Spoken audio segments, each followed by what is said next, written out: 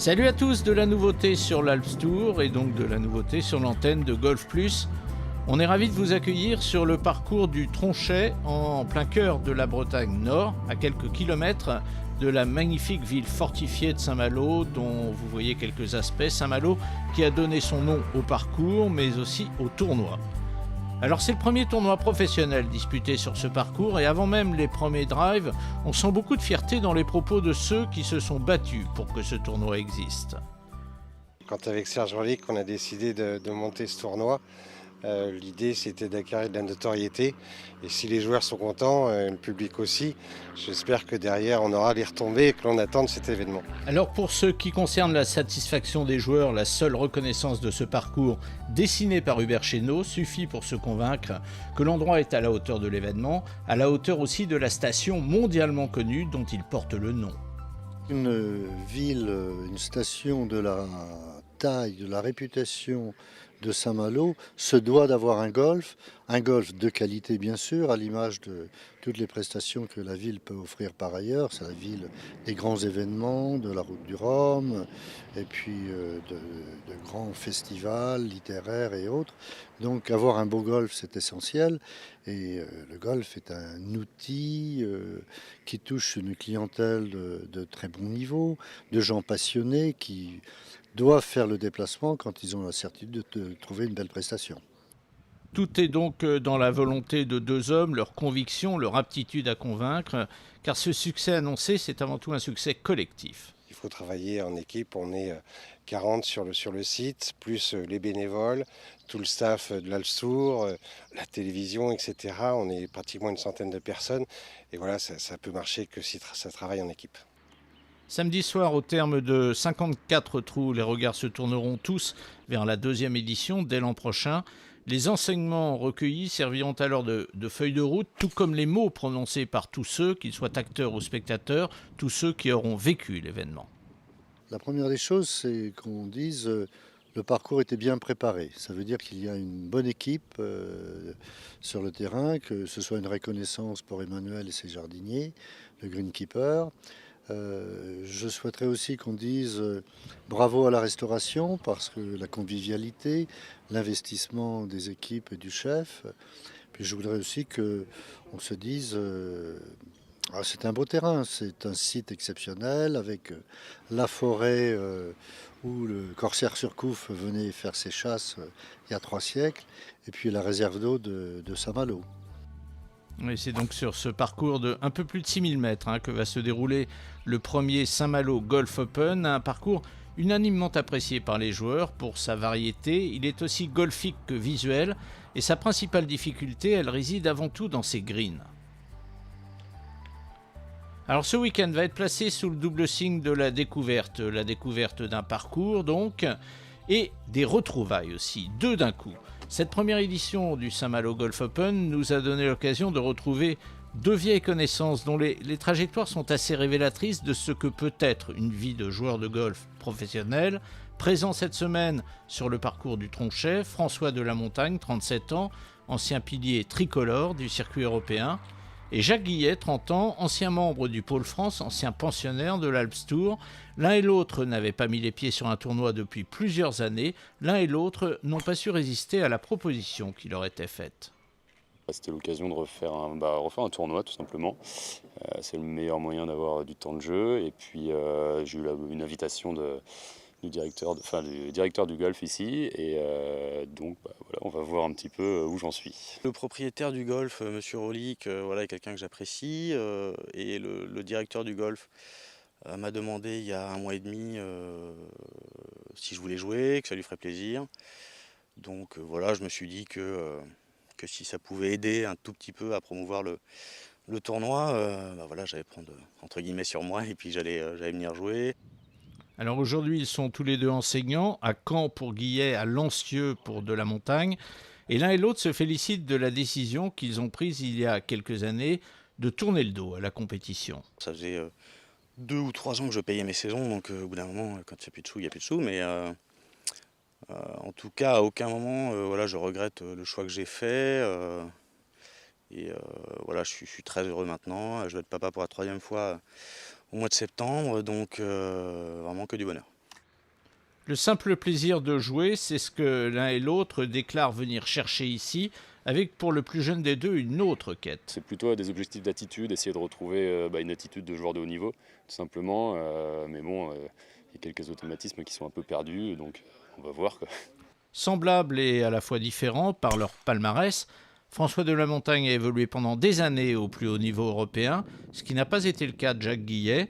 Et si Jacques s'est rendu compte que la marche était, estimait-il, trop haute pour lui, François, à l'inverse, a beaucoup souffert de voir son jeu se détériorer au fil des mois. J'ai fini par un peu me dégoûter de mon jeu à moi. Autant je suis toujours autant passionné par le golf. Et j'ai la chance d'avoir pas mal de diversité au niveau de mes élèves, que ce soit des jeunes qui jouent très très bien et des gens totalement débutants. Donc c'est beaucoup de plaisir. Coup d'œil maintenant sur ce qui s'est passé lors de ce premier des 3 tours que comptera le tournoi. Et ce sont 2 Italiens qui pointent aux 2 premières places. En tête, à -7, Stefano Pittoni. C'est un prétendant déclaré aux 5 premières places du ranking. Il s'est imposé il y a quelques semaines en Italie. Et ce soir, il compte un coup d'avance sur son compatriote, le très italien Daniele Lombardi.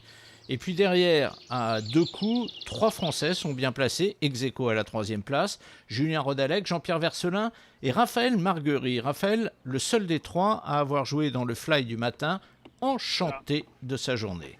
Je suis assez content à vrai dire de cette journée. J'avais des attentes un petit peu moins élevées que ce qui s'est passé sur le parcours. Déjà c'est une belle surprise ce parcours. Il y a des bons drives à mettre. Les greens sont assez vallonnés, assez grands, donc faut avoir la bonne vitesse pour les dompter. Je fais pas de bogey, donc j'avoue que dernièrement j'avais pas eu le meilleur grand jeu et là j'ai pas fait d'erreur, donc je suis assez ravi. Un mot pour terminer sur nos 2 revenants, pas mal pour François de la Montagne, 24e à -1. C'est moins bien pour Jacques Guillet, en revanche, lui devra aller chercher le cut avec les dents.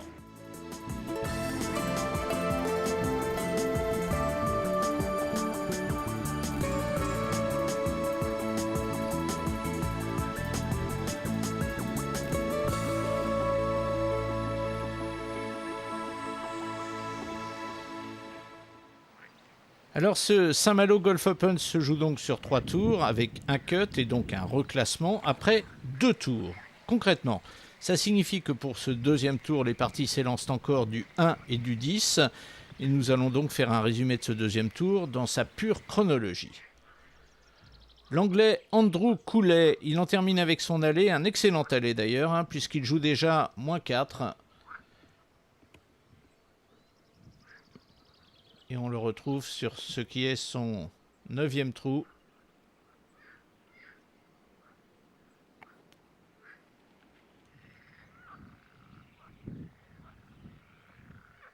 Sur ce par 5, c'est une possibilité d'eagle pour Andrew Cooley, un vieil habitué de l'Alps Tour. On aura l'occasion de reparler de lui tout à l'heure. Un long putt, très long putt. C'est bien puté, il a dépassé le trou. On a coutume de dire que quand ça dépasse, c'est bien. Et il se laisse un tout petit putt en montée pour signer un birdie sur ce par 5 qui est loin d'être un par 5 facile. On va s'en rendre compte tout au long de la semaine. Le voilà donc à -7 Cooley. Julien Forêt sur le trou numéro 2. C'est son 11e trou. Il est déjà -2 pour la journée.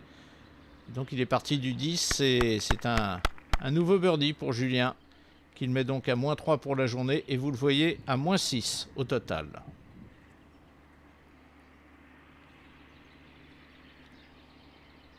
Tiens, je vous propose de jeter un coup d'œil maintenant sur l'homme qui joue dans la partie qui se trouve juste devant Julien Forêt. Franck Do, lui aussi est sous le par aujourd'hui, il est -2 pour l'instant, et il est -5 au total, Franck Do. On trouve Julien Forêt sur le trou numéro 3. Ce par 4 très court, sur lequel, et c'est le cas de Julien, beaucoup de joueurs prennent le driver pour essayer d'aller toucher le green.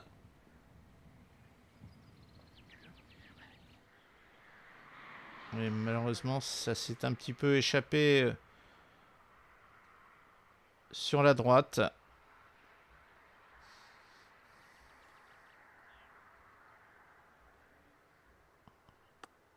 Excellente approche. Et une très sérieuse nouvelle opportunité de birdie pour Julien, dont les parents sont présents. On sait qu'il Ils ont vécu en Nouvelle-Calédonie pendant longtemps et on a eu le plaisir de les rencontrer ici à Saint-Malo. Et nouveau birdie pour Julien Forêt. Le voilà donc à -7. Il est dans le coup pour la victoire. Très belle journée aussi pour Jean-Pierre Verselin qui vient d'en terminer. Il signe une carte de -2, total de -6. Il y aura un coup à jouer demain pour Jean-Pierre Verselin. On retrouve l'Anglais Andrew Coulet sur le par 5 du trou numéro 7. C'est son 16e trou. On rappelle que lui aussi est parti du 10. Alors c'est bien d'aller chercher un par 5 en 2, mais la difficulté, c'est d'arrêter la balle sur ces greens qui, au fur et à mesure que la journée avance, deviennent de plus en plus durs.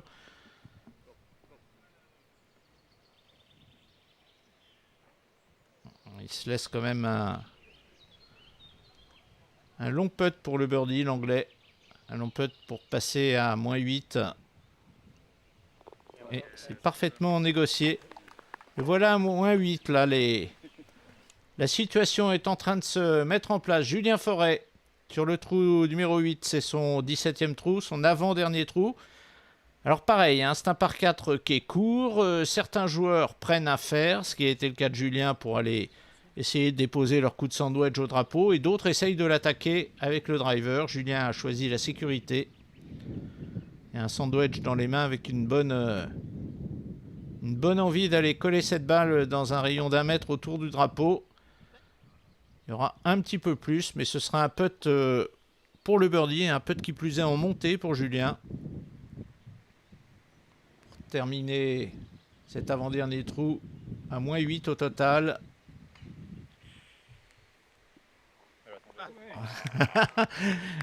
Il n'y croyait plus. Il n'y croyait plus et bien elle est tombée. Et ce sera donc une carte de -5 pour Julien. Demain, il jouera la victoire. Ça serait une apothéose de finir par de gagner, de retrouver la victoire, c'est sûr.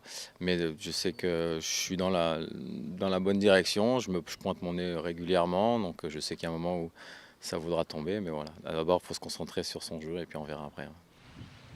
Andrew Coulet avec le driver sur le court par 4 du trou numéro 8, son 17e trou.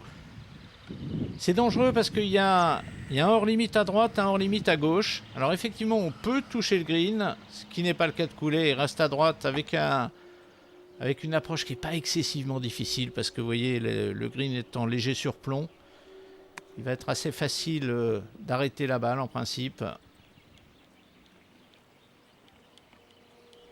C'est pas la meilleure approche qu'il ait faite, mais enfin, il se laisse encore un putt pour birdie, l'Anglais. Un putt pour passer à -9 et lui aussi se positionner comme un prétendant à la victoire lors du 3e et dernier tour.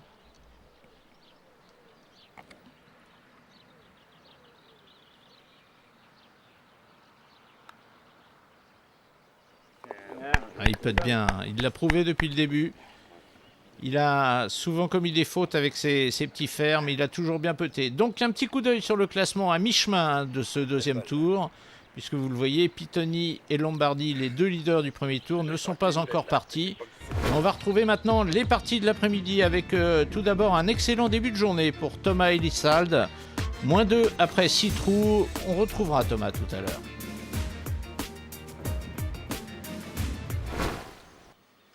Le leader maintenant, Stefano Pitoni sur le 16. C'est son 7e trou. Il est dans le par pour la journée.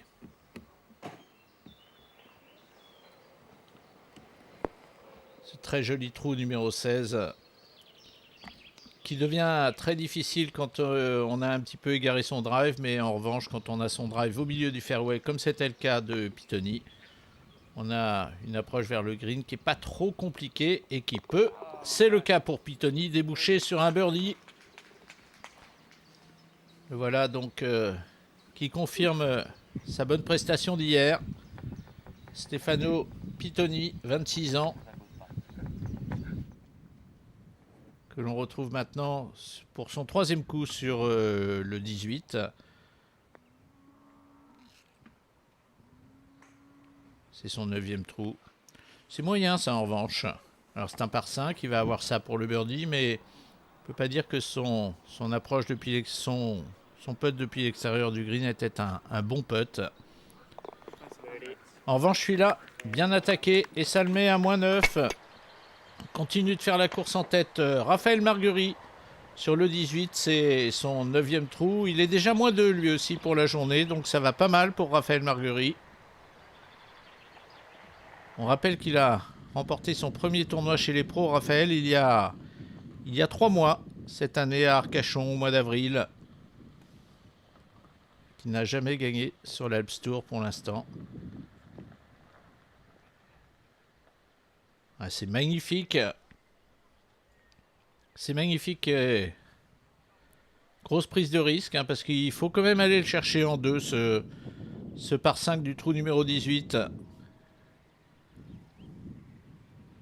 C'est un putt pour Eagle, donc pour le français. Ouais, ça frôle le trou, mais c'est un birdie donné et qui va lui permettre de passer à -3 pour la journée. Et donc de conforter sa position de chasseur derrière l'Italien Pitoni. Voilà, -6, Raphaël Marguerite.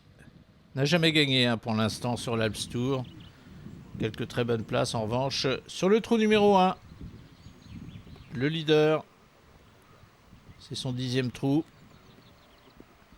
Le trou numéro 1, c'est également un par 5 que Pitoni a essayé de prendre en 2. Il n'a pas une approche très très difficile là. Il devrait pouvoir la coller près du drapeau. Approche lobée qui devrait lui donner un nouveau birdie et le faire passer à -10. -3 pour la journée. Voilà qui est fait. Il va être difficile à aller chercher parce qu'il est en pleine confiance hein, depuis le début du week-end. Deuxième coup pour Marguerite à son tour sur le trou numéro 1. Lui aussi, c'est son 10e trou. En fait, les deux qu'on va majoritairement suivre durant cet après-midi sont tous les deux partis du trou numéro 10. Et lui, pareil, est resté un peu court. Mais un chip qui n'est pas trop difficile dans la mesure où il a quand même un petit peu de green pour faire travailler la balle. C'est pas loin, mais ce sera un birdie donné pour Raphaël Marguerite qui colle Pitoni, enfin qui réagit à chaque attaque de Pitoni par un birdie. Et tout ça fait que les positions restent pour l'instant les mêmes, les scores baissent, mais les positions, les écarts entre les joueurs restent les mêmes. Pitoni sur le 3. Son 12e trou, c'est son 2e coup sur ce par 4 qui court. Hein. Il a un tout petit sandwich dans les mains. Une balle très haute. Qui réussit magnifiquement à arrêter. Ce sera un putt pour jouer -4 aujourd'hui. Pour passer à -11 donc. Très bien. Alors il a au contraire de nombreux autres joueurs professionnels, il a un truc qui est un peu particulier, c'est que tous ses putts, il va faire mourir la balle dans le trou. Il attaque assez rarement ses putts, alors qu'en général on préconise justement d'attaquer les putts. Deuxième coup sur ce même trou numéro 3 pour Raphaël Marguerite. C'est pas extraordinaire, mais c'est un putt pour birdie, pour passer à -8 et répondre encore une fois coup par coup à Pitoni. Ah, excellent. Excellent. Raphaël Marguerite à -8. À 3 coups toujours. Et c'est la fin de parcours pour Thomas Elissalde de -3 aujourd'hui. Total -6. Et demain, eh bien Thomas, et on s'en réjouit, fera partie des outsiders. Le dernier trou pour le leader Pitoni. Deuxième coup sur ce par 4 qui est un par 4 pas excessivement long, mais sur lequel il faut avoir une mise en jeu assez précise parce que vous voyez le fairway n'est pas bien large. Gauche-droite en descente pour Stefano Pitoni. Balle qui revient bien. Et regardez, une balle qui, encore une fois, va mourir dans le trou moins 12. Ce sera le score du leader au soir de ce deuxième tour. De ce solide leader. Avant-dernier trou pour Raphaël Marguerite. Il a pris le driver sur ce court par 4 du trou numéro 8. Ouais, mais il est un peu à gauche. Alors, il y a un hors-limite un peu plus loin, mais lui, il est en jeu avec un chip à faire au-dessus de la butte. Et en revanche, un drapeau qui est assez près de l'entrée du green. Ouais, c'est bien joué. Et ce sera un nouveau putt pour birdie pour rester à 3 coups de Pitoni, passer à moins 9. C'est un festival de putting auquel on a assisté toute la journée. Ce sera le score final de Raphaël, deuxième ex-aequo, à 3 coups donc de celui avec lequel il a partagé sa journée. Voilà, coup d'œil au classement. Et Andrew Coulet, qu'on avait un peu oublié parce qu'il avait joué le matin, qui était ex-aequo donc avec Raphaël Marguerite. Julien Forêt, bien placé aussi. Et puis les Français, Vercelin et Lissal, qui, pourquoi pas, pourraient avoir un coup à jouer demain. Alors avant d'entrer dans cette dernière journée, je vous propose une petite image volée à 8h30 du matin. C'était sur la terrasse du Clubhouse. C'est la collation après le travail des jardiniers du club. Ils sont sur le terrain depuis le lever du jour. Et le succès de cette édition, la préparation fantastique du terrain, eh bien, ce succès, c'est un peu le leur aussi. Place au jeu maintenant, Julien Forêt, deuxième coup sur le par 5 du trou numéro 1, avec un fairway, avec un drive, qui a trouvé le fairway. Ah, il lui manque pas grand-chose. Il avait joué un fer en deuxième coup. Malheureusement, sa balle est un petit peu pluguée dans le bunker, Julien. Andrew Coulet, qui joue avec lui dans cette avant-dernière partie. Et lui réussit à trouver le green. En revanche, évidemment, avec un fer aussi fermé, peut-être exclu d'arriver à arrêter sa balle. Il aura un très long putt pour eagle. Une sortie de bunker pour Julien Forêt qui est pas... Bon, le problème c'est qu'il est plugué, mais sinon la sortie en elle-même serait pas forcément très difficile. Et la preuve, regardez Julien Forêt, fantastique sortie avec la manière dont la balle était laillée. Attention à ce putt pour eagle de Coulet, ça pourrait lui permettre, s'il le rentre, de revenir à un coup du leader Stefano Pitoni. Ouais, c'est peut-être pas le meilleur qu'il ait fait de sa vie. En revanche, c'est un birdie pratiquement donné pour Julien Forêt. Pour passer à moins 9.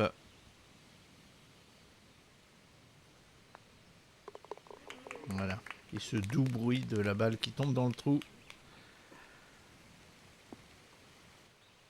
Il est là, Julien Forêt. Coulet pour passer à moins 10, revenir à 2 coups de Pitoni qui... à ce moment précis, est en train de driver au départ du 1. Andrew Coulet, 27 ans. Un peu plus loin sur le parcours. Deuxième coup pour Thomas Elissalde. Vous voyez, Thomas n'est pas le joueur le plus long au driving. Et donc, il s'est laissé une canne un petit peu plus longue. Un fer neuf probablement sur ce deuxième coup. Et le vent a pris la balle, vous voyez. Et il est ressorti du green.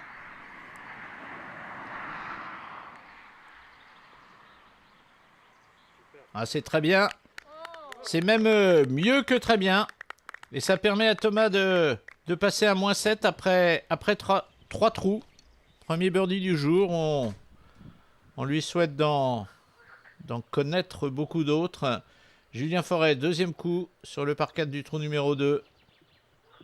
Encore une fois, avec un drive qui avait trouvé le fairway. En revanche, ça, c'est pas un coup extraordinaire de la part de Julien Forêt. Parce qu'il avait un wedge dans les mains. Alors le drapeau est effectivement placé là dans ce but, mais c'est quand même pas un coup extraordinaire. Coulet, deuxième coup.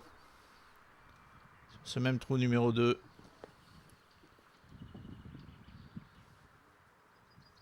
c'est meilleur. Et ce sera une très franche opportunité de birdie pour cet Anglais donc de 27 ans, originaire de cette région d'Angleterre qui s'appelle le Surrey. Attention, elle y va, bravo, Julien Forêt. Un festival de chip rentrée. Après celui de Thomas Elissalde au 3, c'est celui de Julien Forêt au 2. Le voilà à moins 10 à 2 coups de... Toujours souriant Julien. Et... il y a de quoi remarquer. Il est à 2 coups du leader. Leader qui est en train de jouer le trou numéro 1. On va le retrouver dans quelques instants. Stefano Pittoni et Coulet, lui, est à un coup maintenant de Pittoni. Dire que ça se resserre, ce sera un peu prématuré dans la mesure où Pittoni, que voici, est en train de jouer le trou numéro 1. Mais disons que devant Pittoni, ça joue bien et ça peut nous promettre un spectacle de qualité pour cette troisième et dernière journée. Fairway, un plein centre du fairway pour le drive de Pittoni et le voilà en 2 en bas du green de ce par 5. Le joueur originaire de Rieti et qui dispute quand même sa troisième saison complète sur l'Alps Tour.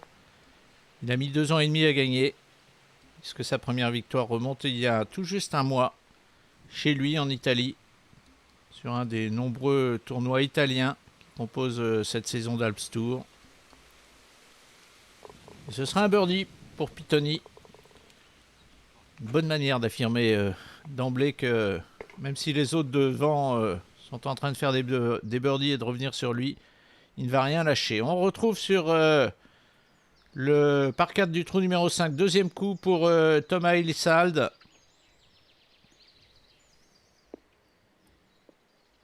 C'est excellent.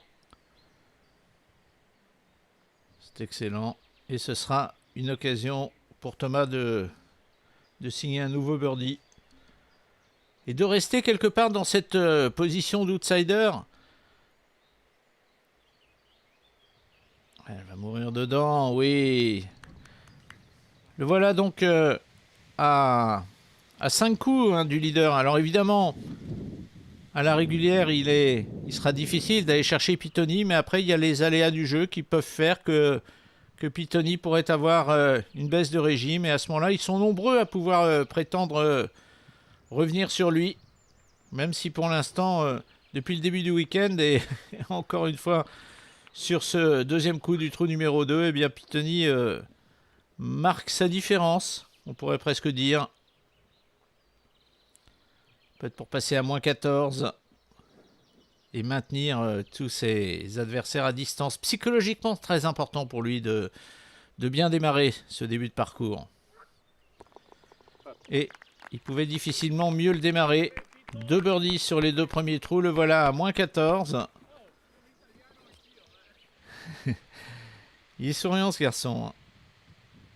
Allez, Thomas Elissalde, sur le plus court par 4 du parcours, le trou numéro 8, il a pris le driver, mais il n'ira pas chercher le green. Hein. On vous l'a déjà dit, mais c'est vrai que Thomas est un garçon qui a une très grande précision avec les fers, aussi bien qu'avec les bois, mais en revanche, il souffre par rapport à certains autres joueurs d'un manque de longueur.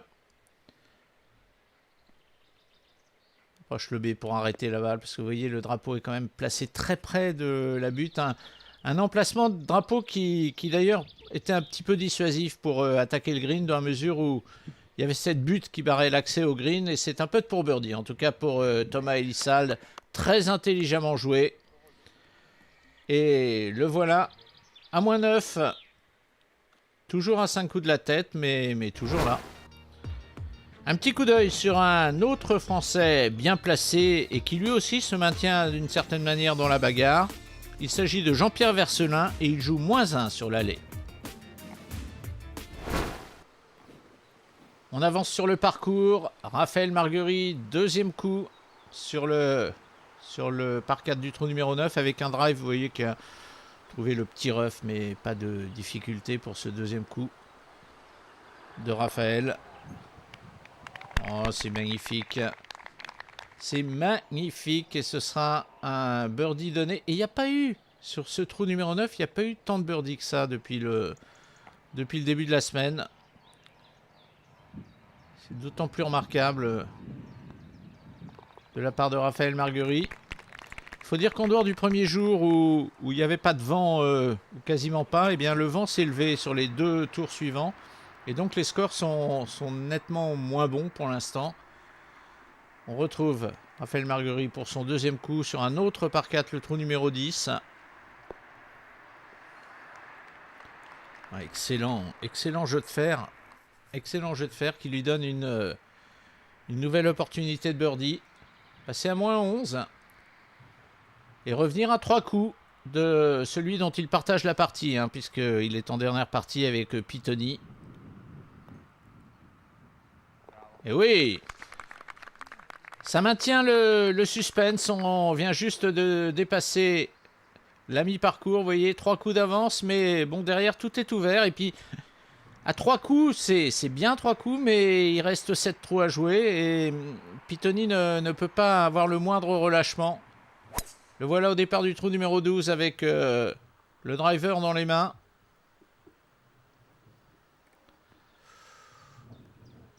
Ça ira. C'est pas très large, hein. C'est une des autres caractéristiques de ce parcours.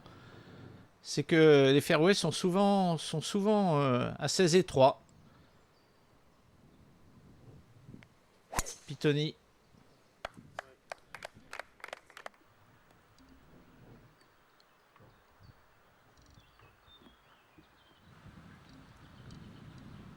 Voilà, il est un petit peu dans le petit rough, Raphaël Marguerite. Rien de grave. Balle qui prend beaucoup de hauteur. Et qui du coup manque un peu de longueur. Parce que vous voyez qu'il avait le vent plutôt contre. Donc la balle a pris le vent. Et elle est malheureusement un peu courte. Deuxième coup pour Pitoni. Plein centre de fairway. Il a choisi, regardez, d'utiliser le vent. Droite-gauche. S'est aligné complètement à droite du drapeau. Et il n'est pas tellement revenu d'ailleurs, il reste à droite, mais enfin il reste quand même avec un putt qui pourrait se transformer en birdie. Alors que Raphaël Marguerite, lui, a trouvé le bunker. Troisième coup pour Raphaël. C'est excellent! C'est excellent! Excellent! Alors ça... Dans la perspective d'un match-play, on n'est pas encore vraiment dans cette perspective vu qu'il y a quand même 3 coups d'écart entre les deux hommes, mais en match-play, ça peut faire mal au moral de Pitoni. Mais regardez la belle attitude sportive de l'Italien qui vient féliciter son adversaire, alors que lui a ce putt pour birdie aussi pour maintenir l'écart, parce que à l'instant précis, là, à l'instant T maintenant, eh bien... Raphaël Marguerite est revenu à 2 coups de Pitoni.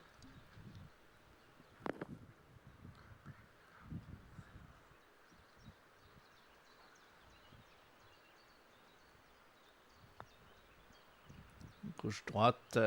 Et non, c'est pas bon. Et puis elle file derrière. Regardez, c'était en descente.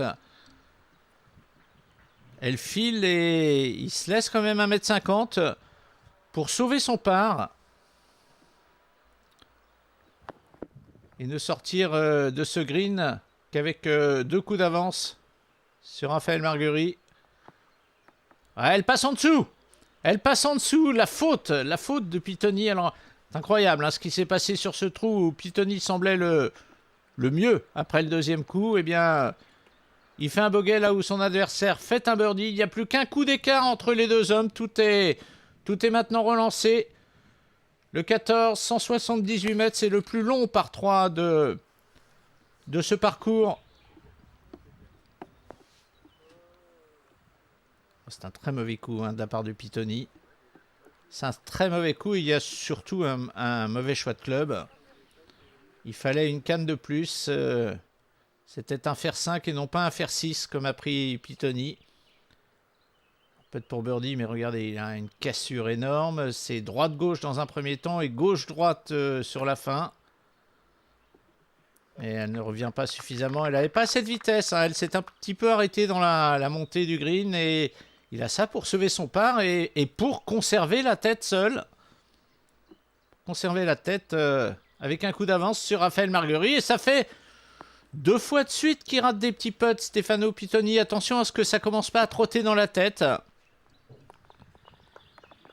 Puisque voilà les 2 hommes de tête. Quel retournement de situation. Pensez qu'il y avait 3 coups d'écart il y a encore quelques minutes. Eh bien les voilà à égalité. On retrouve sur le par 4 de ce magnifique trou numéro 16, Andrew Coulet.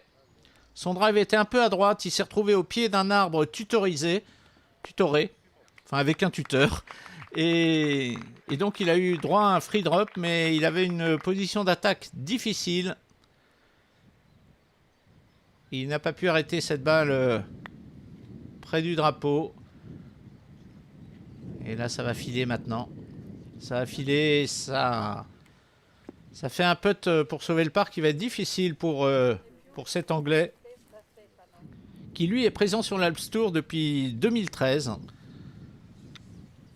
Et il a remporté 4 victoires déjà sur ce circuit. Et ce qui est marrant, c'est que ces 4 victoires que Coulet a remportées, il les a toutes remportées dans des tournois égyptiens. Vous savez, ces tournois égyptiens qui ont lieu en début de saison sur l'Alps Tour.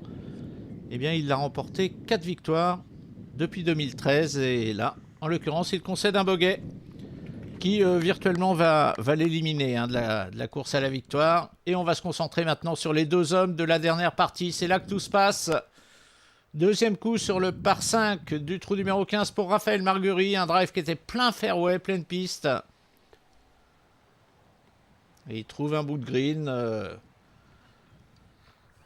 Putt pour Eagle, un très long putt pour Eagle. En revanche, un birdie tout à fait envisageable. Pittoni avait drivé un tout petit peu plus loin que Raphaël Marguerite. Il le joue par la gauche aussi, de manière à essayer de l'arrêter, comme il a une longue canne dans les mains, de mieux l'arrêter sur le green. Et ça, en revanche, c'est très très bien. C'est une vraie possibilité d'Eagle pour Stefano Pittoni, pour reprendre l'avantage. Que de retournement depuis quelques trous, depuis le début du retour. On sent que pendant tout l'allée, Pittoni a un petit peu caracolé en tête. Personne ne pouvait vraiment... Il répliquait à chaque attaque portée par ses adversaires et personne ne pouvait véritablement l'approcher. Et puis tout a commencé à tourner. Attention, c'est dedans! C'est dedans pour Raphaël Marguerite, un eagle pour mettre une pression terrible. Mais regardez, là encore, Pittoni a fait un sourire de félicitations à l'adresse de son équipier. Formidable, cet Italien, vraiment bon esprit.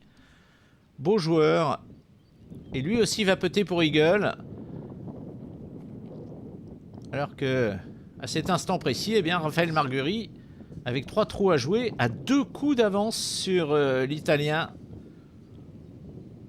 Elle revient, elle revient pas assez. Et toujours cette tendance qu'a l'Italien à laisser la balle venir mourir dans le trou sans véritablement attaquer ses putts. Et voilà Marguerite, leader pour la première fois depuis le début du tournoi, avec un coup d'avance, 3 trous à jouer.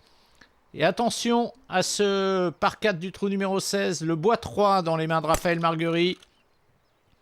Pour plus de sécurité, parce que sur ce trou, si vous vous mettez sur le fairway au milieu ou un petit peu à gauche, il n'y a pas de problème. En revanche, si vous êtes à droite, ce qui est un petit peu le cas, mais pas tellement de Raphaël Marguerite, là, vous pouvez être embêté. Mais là, ça ira pour Marguerite. En revanche, regardez, Pittoni, lui, a pris le driver. Ça, c'est un gros risque. C'est vrai que c'est la première fois qu'il est mené depuis jeudi matin. C'est un gros risque sur ce trou. On a passé pas mal de temps durant tout le tournoi sur ce trou et on a vu beaucoup de fautes. Attention, cette balle roule et il y a l'obstacle d'eau qui arrive. Est-ce que c'est pas le tournant du match auquel on vient d'assister? Un coup d'avance pour Raphaël Marguerite. Une balle sur le fairway, une attaque de green facile. Alors qu'en revanche, Pittoni, alors il y a une dropping zone juste là. Donc il va jouer son 3e coup, mais il faut vraiment, s'il veut sauver les meubles, eh bien, Pittoni doit vraiment faire approche putt de manière à sauver son par, en espérant que Marguerite, lui, ne fasse pas de birdie. Il est très très bien placé, vous voyez, il ne sera pas gêné par l'arbre. Un peu plus à droite, vous voyez, il aurait été gêné par l'arbre.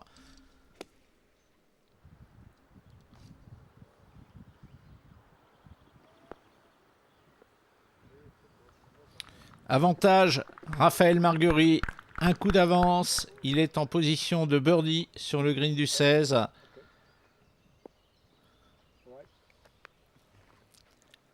Et Pitoni qui va jouer maintenant son 3e coup. Et il n'y a pas vraiment de choix. Il faut vraiment qu'il se mette très près du drapeau.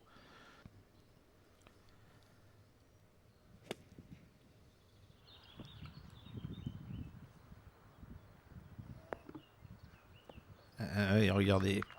Plus la journée passe, vous voyez, il y a un peu de vent qui emmenait la balle là, vers l'extérieur, dans la longueur, l'extérieur du green. Et puis les greens sont secs maintenant, hein, parce qu'il y a eu du vent toute la journée. Et c'est un putt pour birdie pour Marguerite, alors que...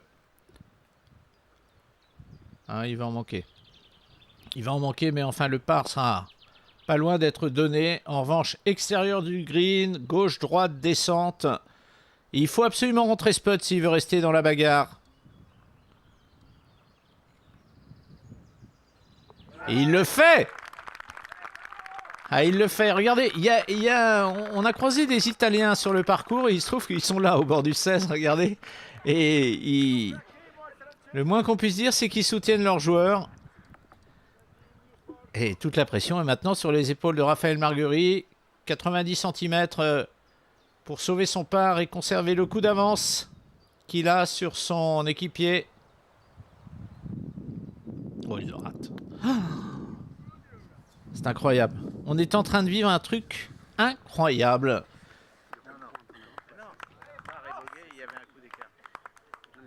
Il faut qu'il oublie très rapidement ce trou, Raphaël Marguerite. Thomas Elissalde et Jean-Pierre Vercelin sont en train de terminer. Ils viennent de terminer.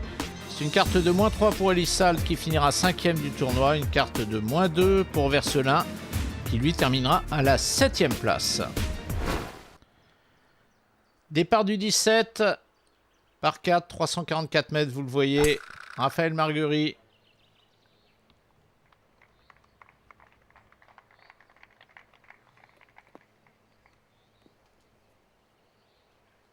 Ah oui. Alors, c'est pas la longueur du trou qui fait sa difficulté. Bon, il va pas être gêné. Il a un wedge dans les mains, bien sûr. Avec un vent droite-gauche, hein, on le voit bien au drapeau. Ah oui, elle a échoué sur le pied qui soutient la caméra.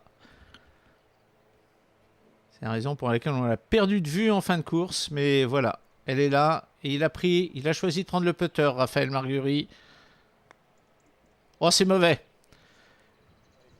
C'est mauvais. Elle ne fera évidemment pas la distance. Et il se met dans une situation difficile parce que sur ce même trou, hein, Pitoni a marqué sa balle tout près du trou. Donc le par est donné pour Pitoni alors qu'il est loin de l'être pour Raphaël Marguerite. On rappelle que les deux hommes sont à égalité et qu'il reste un trou à jouer derrière. Pareil, il ne l'a pas attaqué. Il ne l'a pas attaqué. Alors, on va bien se garder d'avoir une opinion parce que c'est tellement difficile et c'est un jeu qui se joue tellement dans la tête, mais ça fait quand même deux trous de suite où Raphaël Marguerite rate des petits putts qu'il n'a jamais raté tout au long de la semaine.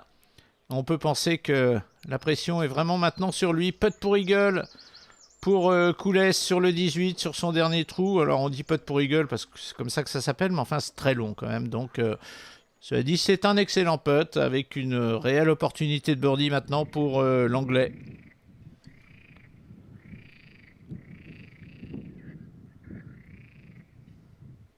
Pour repasser à -11 et s'assurer, quoi qu'il arrive, voilà qui est fait. La 3e place finale du tournoi. Julien Forêt à ses côtés, lui, a eu une journée un petit peu difficile. Allez, on va vivre ce 18.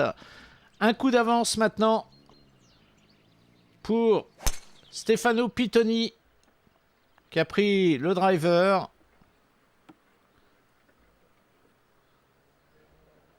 Parfait, c'est au milieu.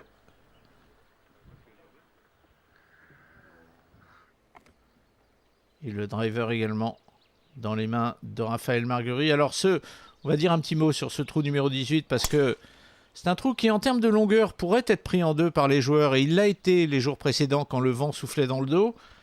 Mais là c'est plus difficile d'abord parce que le vent n'est pas avec et deuxièmement parce qu'il y a un obstacle d'eau qui barre l'accès au green et qui rend le deuxième coup extrêmement difficile. Vous voyez, C'est un petit fer dans les mains de Raphaël Marguerie. Petit fer pour aller se positionner. Voilà, il va être avant l'obstacle d'eau, vous voyez, parfait. Rien à dire. Et il aura un troisième coup tout à fait standard pour le drapeau. Même chose, un petit fer 8 dans les mains de Stefano Pittoni.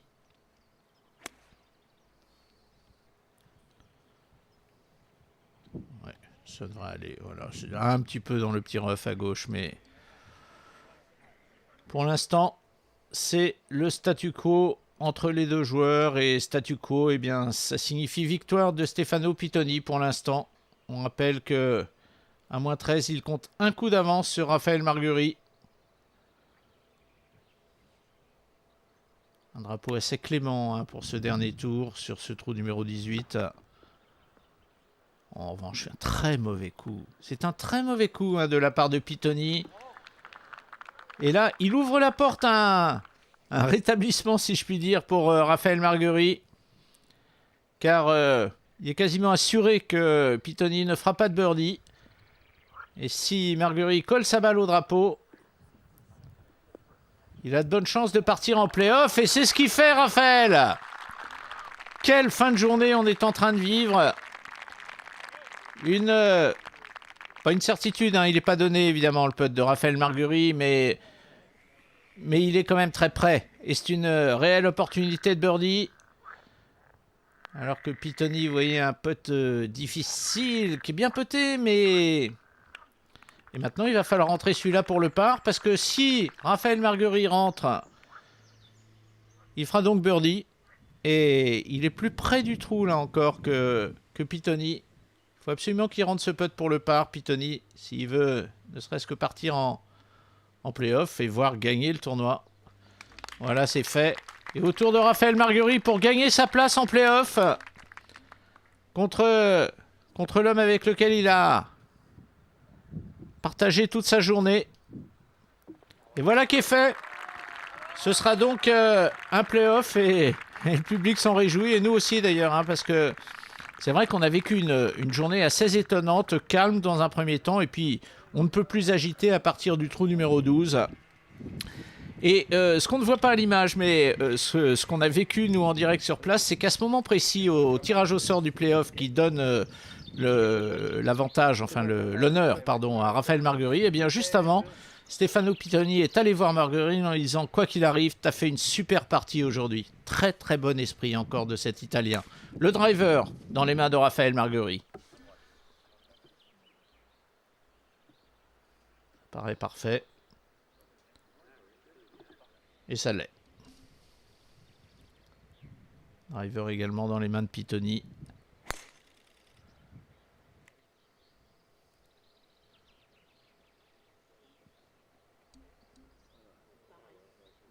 Pareil, les deux balles seront à quelques mètres l'une de l'autre. Encore ce petit fer dans les mains de Pittoni pour aller se placer à l'endroit idéal pour attaquer le drapeau.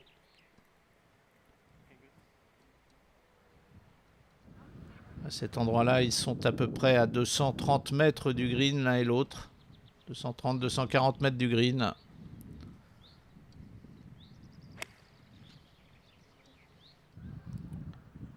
Il y a un mimétisme entre la manière de jouer de chacun des deux. Là, on est véritablement dans une situation de match-play. On joue par rapport à l'adversaire. Là, on joue plus du tout par rapport au score. Et ça va être Pittoni qui va jouer en premier. C'est le plus loin du drapeau. Sandwich dans les mains.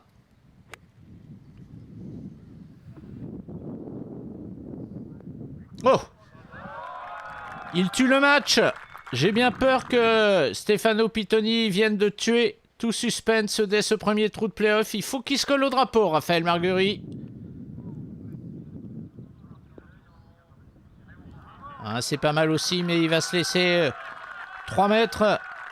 3 mètres qui doit absolument rentrer, parce que là, on peut vraiment considérer que le putt de Pittoni est donné. Il faut que Raphaël Marguerie rentre. Ouais, non. Et là, c'est très vraisemblablement terminé. Ce sera le par pour ce trou de play-off pour Raphaël Marguerite. Et le putt pour une deuxième victoire cette année de Stefano Pittoni, 26 ans, de Rieti en Italie. Voilà, c'est terminé. La victoire et la joie de Stefano Pittoni, un joueur qui fait véritablement honneur à la Alps Tour par son fair play et son amabilité. Le classement définitif donc de ce premier Saint-Malo Golf Open a noté l'excellente carte de Jérémy Gandon qui joue -6 aujourd'hui, il termine à -9.